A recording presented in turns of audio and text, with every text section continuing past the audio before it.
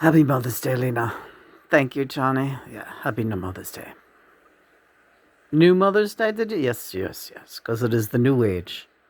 And we are celebrating the new Mother's Day. It is the Mother's time.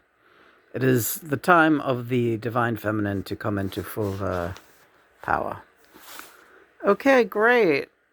Thanks. I'm looking forward to enjoying today very much. So I wanted Lena to start the day with some reading material. Yes. So we're starting.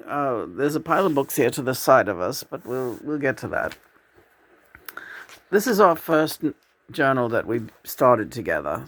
She's been spending time decorating it. Right? It's still not. Yeah, it's good though. Yeah, it is good. It's nice. Uh, there's something nice and sloppy about it. Let's look at the inside. Well, first, read me some poetry. All right. So John, first, when he started coming through, he was writing poetry. And here's a poem he wrote about Bob Dylan. It's a quandary, all right, but it's also called Poem for Zimmy. Mm-hmm. This brings back a lot of memories. You want to recite it? Yes. Okay. Sexy sad legs called me up from Numfuck to and back. Said now is the world of our discontent, all bundled in a sack. Velvet cloth of satin black. Remove this monkey from me back. Red be pink and orange black. Attack, attack, alas, get back.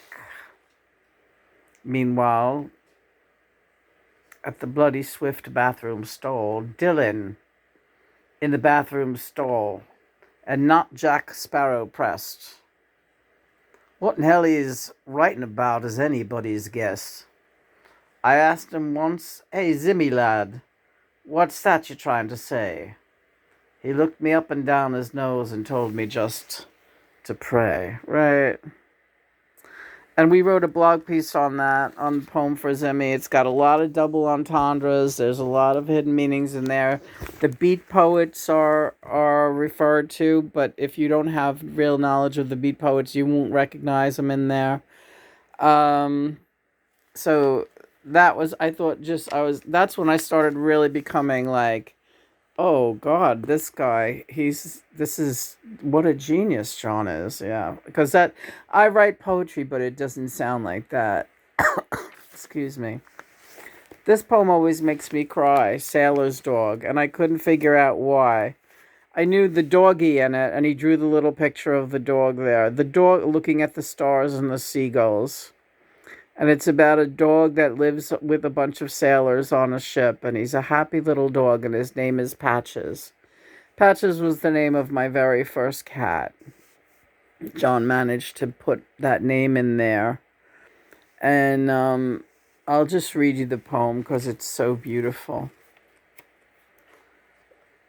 John, you do the honors, please. You wrote it. All right. He wrote it on February 2nd, 2014. Patches wore a squirrely cuss with ragged coat of bone. Oh, sorry, Lena. Yeah, I know. I can't see so well. All right, let's start again. It's brown. I know. I'm a little nervous. You're calling me to the carpet here. All right. Here's again the picture of Patches. And we must do him justice with this poem. All right. Patches were a squirrely cuss with ragged coat of brown and rust. And every morn or break of noon, he'd sit up starboard on the bus. He'd watch across the sky so fair the gulls do dips and weaves. He'd see we sailors come to fore, wiping face with sleeves.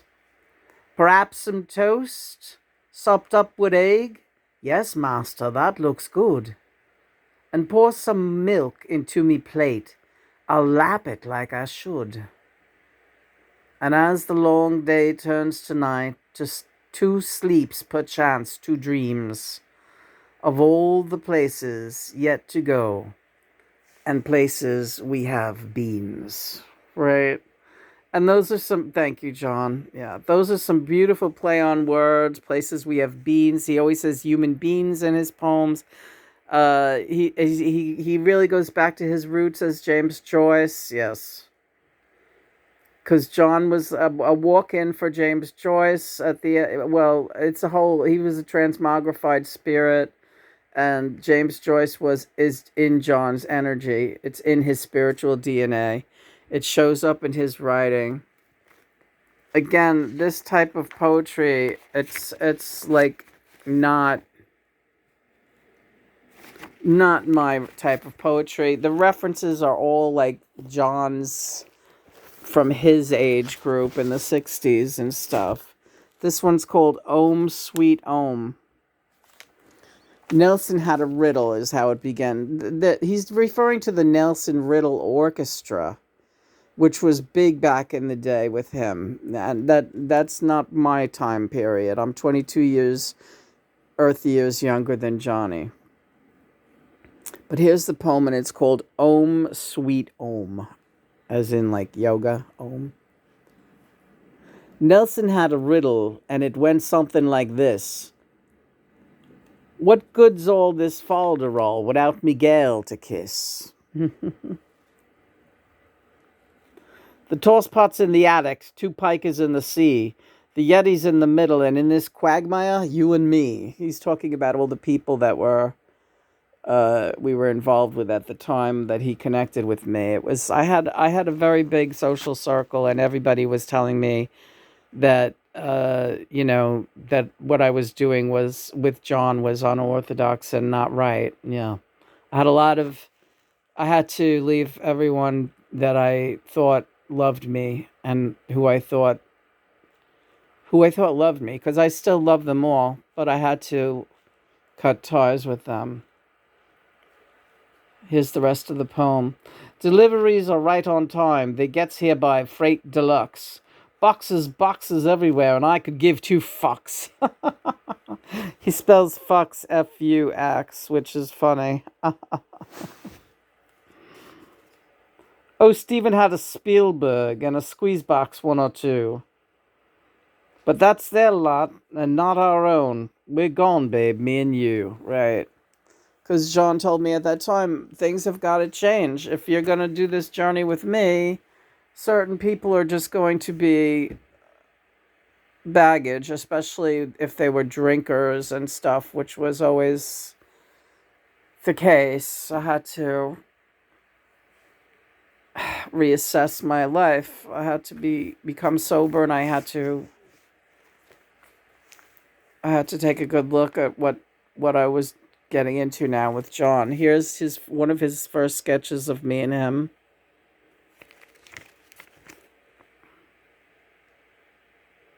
Fuzzy Frank. That's a funny poem, but it's a little bit fresh, so I won't read that one. Here's another one that's like a little bit fresh. He started getting. We weren't intimate early on. That came a little bit later, but his poetry started getting more and more. I think that I shall to never see a sight as loverly as thee. My wench on a bench. He would be writing these things. I'd be walking my dog in the park with him, and we would sit at a bench and start writing his poetry. And he starts writing my wench on a bench, and then he writes my king dome for my wench on a bench, and he shows me his private parts, and I was like, and that was instead of my kingdom, my king dome, get it? And I was like, whoa, what is this? Yeah, like, where are you coming with this stuff? Right. And yeah, okay, it started, and then I was like, all right, he wants something more, but I'm a married woman, and what is this all about? But if anyone's been following our journey, you soon find, and I'm still a married woman, but there is a difference between a soulmate relationship and a twin flame relationship. And yeah, I'm in a very fortunate position that my earthly spouse is a highly evolved individual who happens to love John. And there's also a reason why he loves John. It's because my husband Christopher was Stuart Sutcliffe. He was John's best friend, reincarnated now as my spouse and soulmate. Here's a beautiful one called Lena. And then I started realizing, my goodness, he seems like he loves me. My baby be a mystic. She does lots of things in threes. She doth play with pretty trinkets, candles, crystals, bells, and fleas. She asks the stars for answers to the things she longs to know. She tells the moon her secrets, all the ones she'd never show, except to her own Johnny, because she loves him so. Yes, Johnny loves her Lena, and Lena loves her Johnny so. She loves him like a rock. One day, real soon, I'll jump her bones and neatly pick her locks.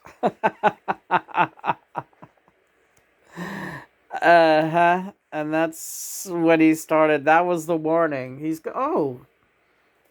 planning on jumping my bones. Okay, this should be interesting. Yeah. And it was, and it has been. So that's our early poetry book, and it's very, very full. And there's a lot of songs that we started writing in there together, and that we are now in the process of fine honing and recording. Along with, we started recording the double album, and half of it is released. You can find it online. We're on YouTube. Lennon and Lennon, Gate 18, and we're all over YouTube. Our music is everywhere now, and getting some fine reviews, might I add. Now, Johnny showed me this book that he bought me a while back, and I forgot all about it. We're big fans of Madame Blavatsky. She is a mystic. She is a psychic, and God. She's a godmother to me, also a sister, a daughter, a friend. We have been spiritually connected forever. Madame Blavatsky. This is a book I have yet to read, but I'm going to try to get started, crack it today, and it's called The Voice of Silence. And John said this was a good book for me to read with him, so we're going to be reading that finally. It's been sitting on our shelf. This book, this is not the original cover. I put the sticker on it, but this is Early Channeled Writings, 1986 to be exact, Lennon Juice, by our good friend Bunny Payne Clemay. Now, she has since crossed over. She's a professor, yeah. She's a professor and a psychology major. She's also the twin flame of Eckhart Tolle, correct? Hi, Bunny. Yes. Hello, good morning. Yes. Hi, Bunny. How are you? I'm wonderful. And so she was another channel of John's, and her writings remind me the most of when John comes through me and writes short stories. But they're still not the same. All channels are different. And John is comfortable speaking to her in a kind of, he uses curse words and stuff too, like he does with me.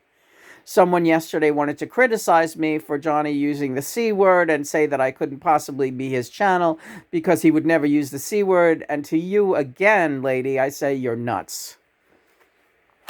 You take the C word away from John, he's not John, no. But he doesn't use it with you, whoever you are, or never used it with you because, he knows you can't obviously handle it, yeah.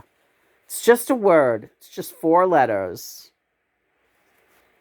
So, Bunny, Lady Bunny, I'm going to read this excerpt from her book, which is very funny, and it's John describing one of his adventures in crossing over.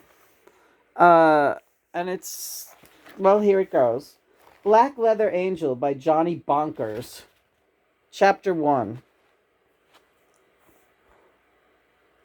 In which Johnny Roughstuff wakes up to find himself an angel and decides it's like school. Arg, he writes. Once upon a time there was an angel, only he didn't feel much like an angel, and his name was Johnny Be Good. Actually, he felt more like the other type of angel. You know, the kind in black leather? And Johnny was more used to being bad. But then he tripped one day when he was bopping around Earth, chasing the girls and popping his pills, and falling into his bottle of many nices, and he said, "Hey, where am I?" And a beautiful being of light came glimmering down, his wings all shiny with the glittery of glamdom and sparkling with dazzles, and he said, "You are in heaven, Johnny." Well, this was confusing. Heaven, says I. Don't believe in it. And anyway, if that stuff really exists, what am I doing here instead of the other place? Because, said the being, we looked at your heart instead of all your bad habits, and we saw you really meant well. So you're here on trial just for a while, and we will give you these tasks to do. Okay, I said, but I really wasn't feeling too comfortable with the situation. Tasks, geez, I could never remember a single life when I'd done that. No practice. Plucking money out of the air? Yeah. Razzle-dazzling my charisma and bullshitting my way through battles and bedrooms? Yeah. Fooling around? Yeah. But tasks? Well, what do you say, folks, when somebody that looks like Gabriel towers over you and says, "Here are your tasks"? You say what I did. Okay. Here is a list, he said, of all the people you screwed up with. Oh, geez. And that's one thing John always says to me. Oh, geez. And he started saying that early on. Sorry to interrupt, but I had to just say that. I was like, oh, boy, this is John. What is this, I say? It looks like toilet paper. I'm sorry. I got to turn the page.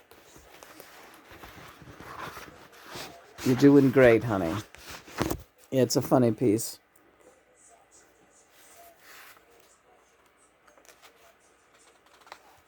I'm screwing it up.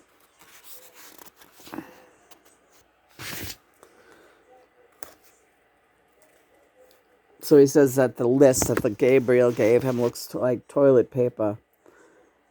I don't know where the end of the roll is. Well, he said, you just keep working over your way down the roll, and eventually you will come to the end. Now, these are all the people you have to keep track of. Now, see, Johnny was given the job as a spirit guide to many, and that's what he's talking about. And again, there was a channel yesterday saying that she was his only, person. That's not so. That's why so many people feel connected to him in the way they do. He took on a huge client list of people to guide when he crossed over. So John looks at the list and he says, "Well, all of these?" "And help them," the angel says. I looked around hopefully. "May I have some beer, please?" "No beer here."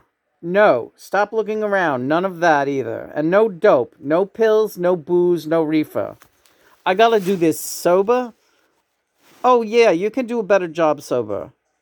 He smiled to encourage me, but I don't know. I can't remember any life when I did anything better sober. Don't know why it should be any different in death. "Couldn't I please have just an eeny-weeny snort to get me through, or to get me going?" "No snorts," said Gabriel. "We kept telling you if you got off of all that crap while you were down here, you couldn't have to be so hard. It wouldn't have to be so hard for you up here."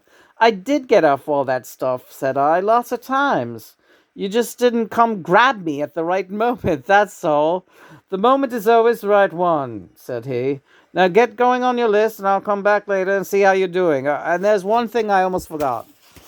Ugh. I was hopeful for a minute, but then he said, "Sometimes we have crises, and when you got to stop what you're doing whenever we have one of these crises and come bring your energy or whatever it is, and you got to pour some golden light around a summit table, maybe in the Middle East, whatever it is, helping people across plane crashes, that sort of thing. Yeah, and this is like what it's like on the other side. You're like a damage control angel, yeah. Okay, I said. It's better, he added, if you do both at once. What do you mean both at once? Well, you'll learn how. You keep talking to the person that you're helping, and at the same time, you send that energy to the crisis. And it gets easier. Pretty soon, you learn to do 3, 4, even 5 more things at once. And that's like this form of osmosis. Yeah, and I should add that the same goes for channeling. We stopped reading for a minute. We're just talking. Oh, sorry, Lena. It's all right. The same goes. You can be. Some. It's not always ideal, but you can channel twice in the same time period to different people, and I have done so. Right. So to say that I'm the only one person's channel is just absolutely ridiculous, and it's not true. Right. Okay. So says I, it sounds like having sex and watching telly while you listen for the kid in the next room. That's the spirit, said Gabriel. See, you know how to do it already. All right, now just get going and I'll check on you later. Wait, I said, you haven't told me what to do for all these folks. Oh, just check in on them and then use your own judgment. My judgment? Oh, Christ, never had any. Oh, and one more thing, said the angel, he said as he poised his wings and prepared to dip off into the other. Oh, jeez, one more thing. Oh, be sure not to break any rules, he said. Rules, said I. That's something sounding more like school every minute. Okay, and this is an interesting point. I remember this part. I wondered when Granddaddy was going to show up and say, with his cane and say, bend over. Right. I'm sorry, John. I'm having trouble. You're doing great. The doctrine of non-interference, right? This is the most important thing, and that means, is this like Star Trek, says I? He paused. I could tell he didn't know whether to compliment my smarts or slam me down for my impertinence. Yep, this was just like school. Well, you've got the idea, he said at last. You watch over people and you try to help them, but don't interfere in their karma. Don't force them or force yourself in when they don't want help. Don't even give help unless they ask. This is very important. Do not give help unless they ask. I asked for John's help. At the time John came in, I knew he was a spirit guide, but I didn't know it was John. And my husband had stage 4 cancer that he was battling, and it looked like he might not make it. And I prayed, please, please, I need you now more than ever. Show me what to do. And that's when John came in. And it was only after a little while that he told me who he was. I called him Spirit. I did not know it was John. That's an important distinction he wants me to make. But getting back to this book, John says, what? Says I gotta watch these people screw up and then I can't jump in? Not unless they ask for help, Johnny, he said. That's very important now. You just watch. Well, then what am I there for? I said. If I can't help, you're allowed to plant a few suggestions quietly, and then you can wait and see if they pray or ask for more guidance. And that's exactly what John did, right? This, I told him, is a piece of shit. Gabriel sighed. I continued to complain. Look, people down here don't even know they're in trouble. Take it from me. They don't know enough to ask for help.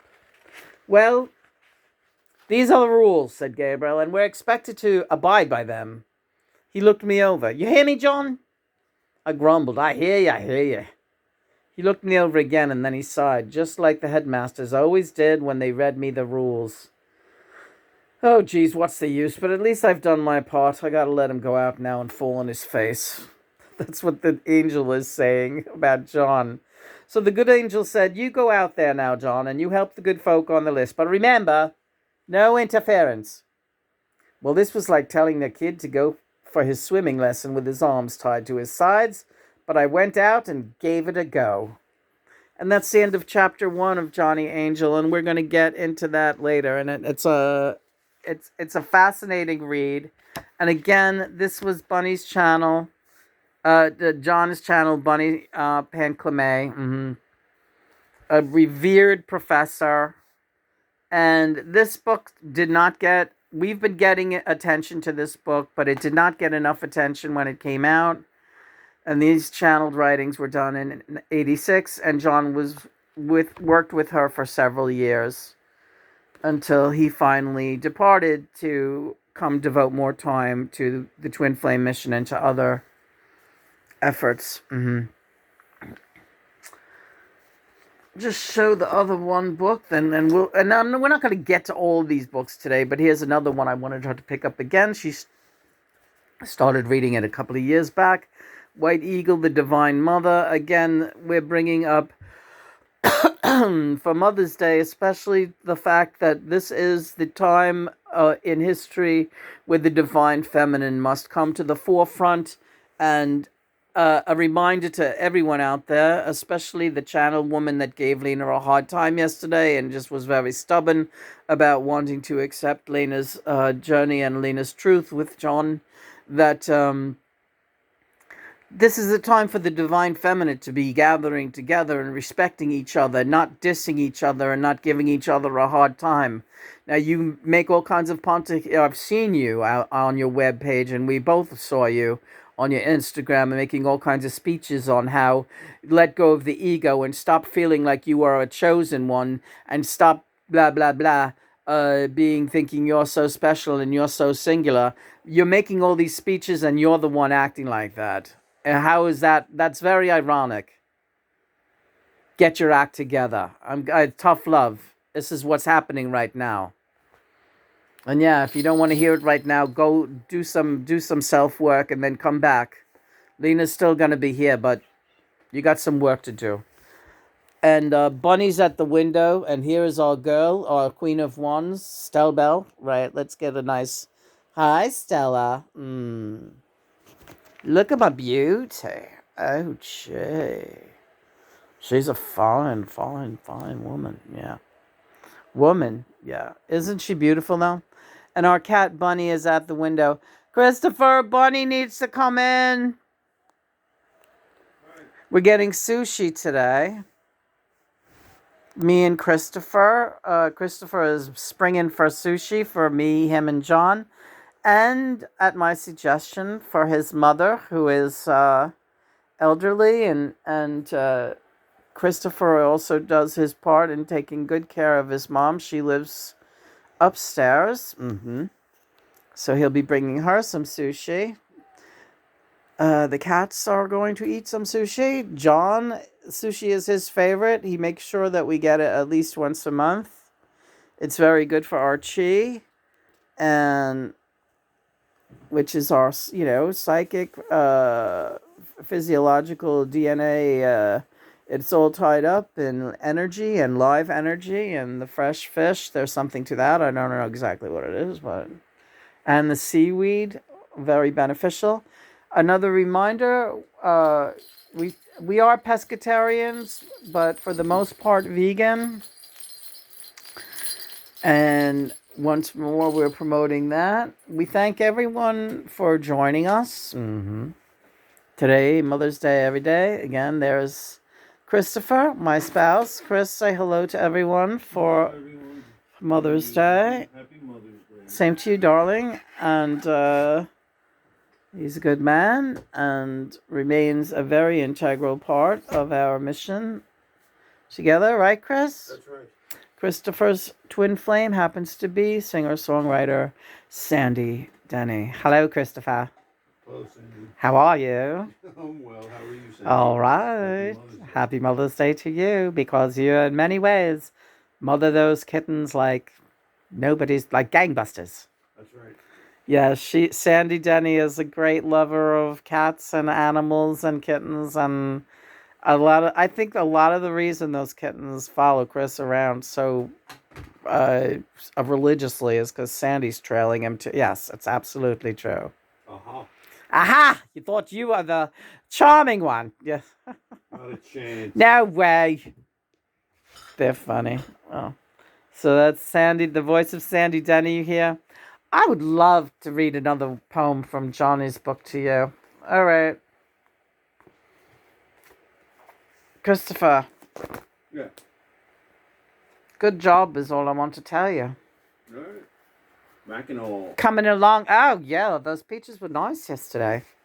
All right, here's a beautiful poem, and I'm glad we opened to it. And it's Johnny's poem to Lena called Azalea.